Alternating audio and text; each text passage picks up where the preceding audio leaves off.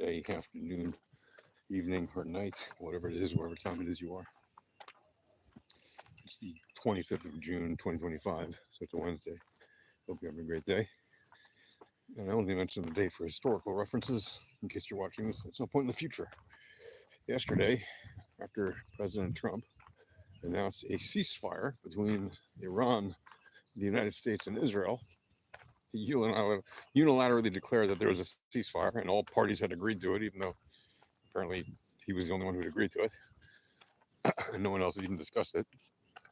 So he just made that up out of whole cloth, and well, they agreed to it, which is weird, but okay, not that weird, because I guess Iran was tired of getting its butt whooped, and Israel was like, well, okay, we need the U.S. as an ally. We have achieved a lot of our goals, so whatever. We'll just, after not commenting about it for some hours, as long as we take out a whole bunch of our remaining targets, and we take out the majority of our key targets, then we can declare victory and depart the field. Even knowing the fact that there is not yet a victory in Iran. Why do I say that? Because the Iranian dictatorship still stands. And as long as they stand, they remain a threat to the Iranian people. They remain a threat to Israel. They remain a threat to the region. They remain a threat to the United States. They remain a threat to the United Kingdom. They remain a threat to the entire world that isn't part of their death cult. Because they say it themselves, right? They want a holocaust of the entire world that isn't their version of Shiite Islam. Literally, they want to apocalypse the planet, right? So that the last Mehdi, or whatever he's called, I forget the title, I think that's the title, the 12th descendant, on the tree from Muhammad is like, some imam or whatever, some holy guy in Islam, in Shiite Islam, who hid himself, died. Maybe he died sometime after he hid himself, and he's supposedly going to come back once every last drop of Jewish blood is dead, and every last blood drop of, once there are no more heartbeats of infidels and hypocrites, which includes not just the Jews, it includes every single person who was in their death cult variety. That's literally what the extremists believe. Now, that doesn't mean that every single Shiite Muslim believes that. Not even close. But there is a significant enough percentage of them that do, that take that interpretation of the Quran or that interpretation of their religion literally to that degree. Okay? Here in Israel, we have millions of Sunni Muslim Arabs, and the Israeli Arabs are not insane extremists, by and large. Are there some? Sure, there probably are. In fact, I know there are. But they are a really tiny minority compared to the vast, overwhelming number of peaceful Muslim Arabs right here in Israel who are fiercely, proudly Zionist Israelis. They believe that Jews have a right to have a homeland and to have sovereignty and autonomy, self-determination in their own homeland.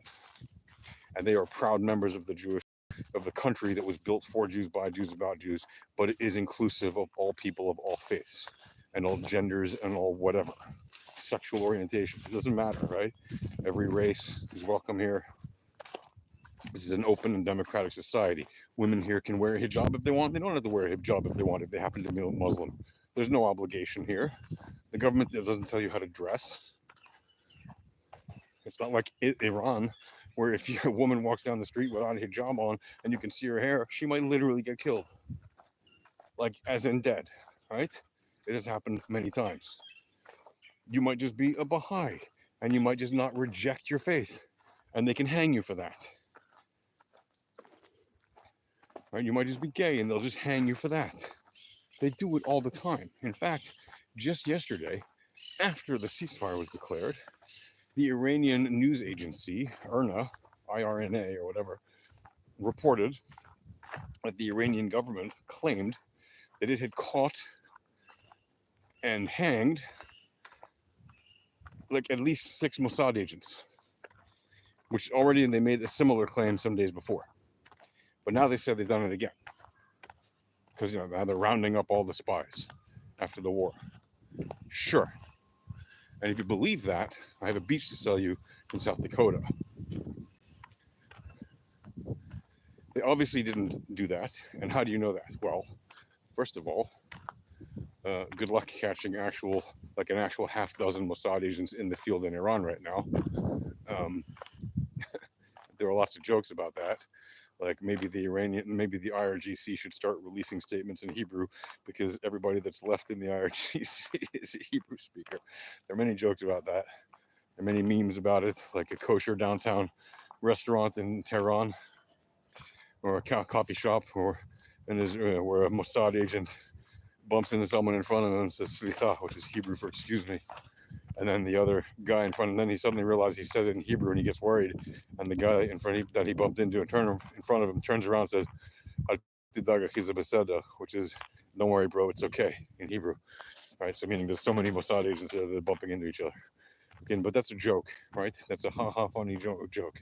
Yes, there probably are a lot of people who work for Mossad in Iran right now, right? That doesn't mean they're necessarily all Israeli, of course, right? Many of them are Iranians who are just, double agents or whatever you want to call them. Second of all, if Iran actually did capture Mossad agents right now, and who knows, maybe they have caught one, maybe they've caught more, we don't know. Spy games aren't always publicly known. I hope they haven't caught any, but it does happen. Do you think they would execute them after less than 1 day? Do you not think they would want to get information out of that person for days, weeks, months, possibly even years, as much as they know, before executing them? Do you not think that they would make that a very public show trial and a very public execution that they would broadcast to the world, just like when the Syrians caught Eli Cohen?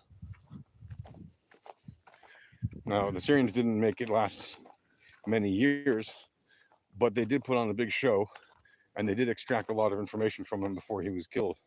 And they knew a lot of information about him before he was killed, before they caught him, because it took a lot of effort to catch him. So they were able to catch a lot of information, they were able to decipher a lot of information, or to know a lot of information about him before they actually caught him. Right?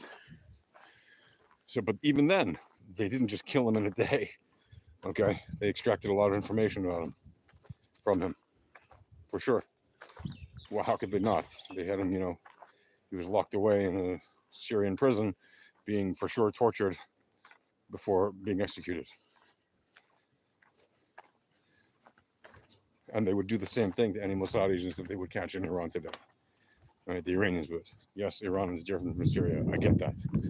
But they're just as brutal when it comes to their interrogation methods. So, no, that didn't happen. You can be sure of that. They certainly didn't catch a half a dozen of them who would all know different things, and then supposedly interrogate them, charge them, have a trial for them, find them guilty, and execute them all within 24 hours. That's not how that goes. Right? They would have every reason to want to keep them alive, political pawns, and also to interrogate the hell out of them to find out how they were able to do what they were able to do. I mean, yes, the Iranians are pretty dumb when it comes to the IRGC and the Ayatollah regime in terms of how they are doing things, getting themselves bombed all the time. Right? They're pretty dumb in figuring out certain things, but they're also not dumb in many ways. They're very strategic, and they certainly wouldn't just let Israeli Mossad agents be hanged within 24 hours of catching them. That's just absurd. By the way, if you look today at people from Iran, in Iran, posting messages, what does it say? Moved potato salad, mixed potato salad. Yes, mixed potato salad. Hello, Spud. I see mixed potato salad. Definitely there's mixed potato salad going on. If you look at how high the emotions and vibes and mood was, how positive the mood was of Iranians in Iran who were able to get online 2 days ago, 3 days ago, right before the B-2 bombers dropped their bombs, and even afterwards when Trump said regime change, MIGA, right? If you look at how high they were feeling Like, they hadn't been so positive and optimistic in decades, literally in decades in Iran. The opposition was feeling so emboldened, even more than the hijab, little attempt at a revolt a year or two ago. They were feeling so emboldened that even the prince of the son of the former Shah, the last Shah, came out and said, Ali Khamenei should step down, and if you do step down, you'll have a trial and you'll have due process. And he said the same thing to the other members of the regime. He doesn't normally talk like that.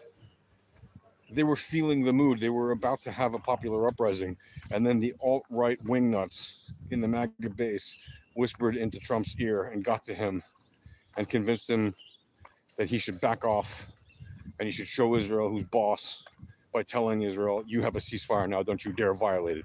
And then being angrier at Israel for supposedly violating the ceasefire, even though Israel didn't violate the ceasefire. The Iranians violated the ceasefire, and Israel responded. Guess what? When one party breaks a ceasefire, it's no longer a valid ceasefire. That's how that works. You don't get to say, no, one party violated it, but the other party did too. That's not a thing. Like I said earlier this morning in a live stream, unless both parties literally fire at each other at the exact same moment in violation of the ceasefire, which doesn't happen, it's not one party did it and another party did too. No, one party violated it. The other party responded. Responding to a violation of a ceasefire is not a violation of the ceasefire. Violating the ceasefire is the violation of the ceasefire. Responding to it is a legitimate act of responding to a violation of the ceasefire. That is what that is.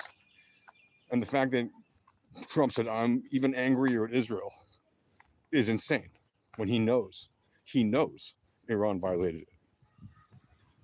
He knows Israel didn't violate it. But he says they did. He just lies. He just gets up there and tells bald-faced lies. And people who are thoughtless and ignorant about politics and warfare, they just believe it because he said it, and he's their God Emperor. It's pathetic. Like, he could literally say in the same sentence, I love you, I hate you. And people who believe him and suck his orange fruit will say, yes, he loves me, he hates me. It makes perfect sense.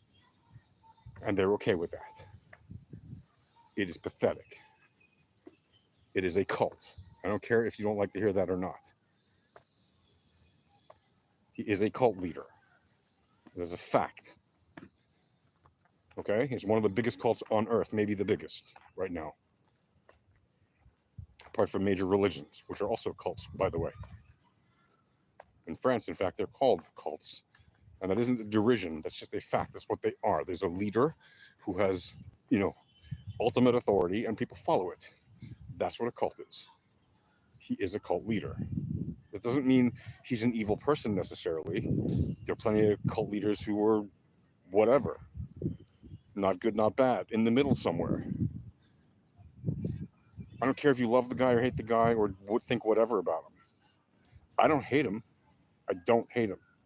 But what he did for the region is horrible. Now, if he had actually gotten rid of the regime, then bombing the sites was great, useful, wonderful, and actually it was not necessary.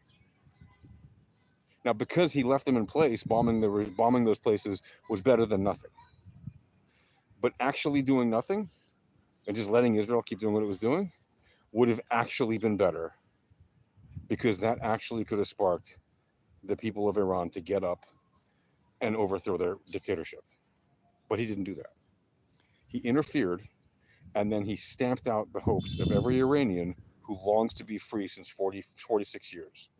He crushed their hopes and dreams. He said, we're okay with the dictatorship staying in place. We just want to negotiate a deal. That's all he wants, is a deal. He wants to have a big deal so he can go and have a peace prize. What a joke. What a sick joke. He hasn't made any peace. What do you think he's going to make? He's going to make a big deal to make peace between Iran and the U.S.? There's still Iran and Israel at war. That's not going away just because Trump says it is. No, Iran still wants to destroy Israel. Iran still wants to destroy America. Even if Iran signs a piece of paper with America that says we want peace with you and we're signing a peace agreement, guess what? They're lying. You know how you know? Because they're allowed to lie, because their interpretation of religion tells them it's okay and even righteous to lie to the infidel. That's literally what they preach. It is okay to lie to the infidel. I'm not making this up. You can go and look at it. And for those of you who are saying, "Oh, you're a clown. You don't know what you're talking about," yeah, I do know what I'm talking about. I've been studying this entire region of the world and deeply involved in it for more than 40 years. Okay, much more than 40 years. So don't tell me I don't know what I'm talking about. That's an invalid argument unless you have evidence that shows me that. Anyway, that's gonna do it for now, guys. I wish you all happiness and peace, and I will see you guys later. Hopefully in another live stream or in a video post later on. We'll see. I don't know. Leave a comment. Feel free to like and subscribe. That's the way to get this to be seen by more people. So appreciate it. Appreciate the support and the comments that are critical. I appreciate that too. If I'm wrong about something, I would be happy to admit it. But if you watch today's live stream, you can see I showed people facts and they understood. Oh, actually, my position was wrong. Yes, and I showed them that my position was correct and theirs was wrong in a friendly way. And I'll do that with you guys too if you want. So leave comments. I'll be happy to discuss, and I have no shame in admitting when I'm wrong, and I'm not going to be mean about when I'm right. Okay, peace.